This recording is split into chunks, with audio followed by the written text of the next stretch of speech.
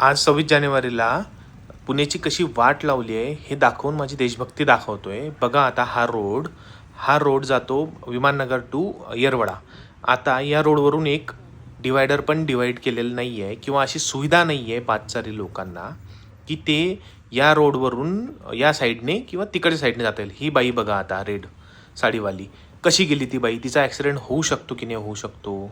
म्हणजे लोकांना काय सुविधा देताय तुम्ही. फक्त रोड बांधले आणि रोड पण कसे खड्ड्यावाले रोड आहेत. रोड पण चांगले नाही आहेत, सिग्नल नाही आहे, ट्रॅफिक मॅनेजमेंट नाही आहे.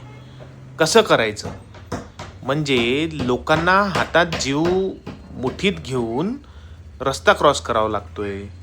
पादचारी लोकांना काही सुविधा नाही आहे. एक ओव्हरब्रिज पण नाही आहे या रोडवर आणि अंडरपास पण नाही आहे जेणेकरून लोक या रोडवरून तिकडच्या साईडला बाजूला जाता येतील. कसं होईल आपल्या पुण्याचं. कोण करणार हे.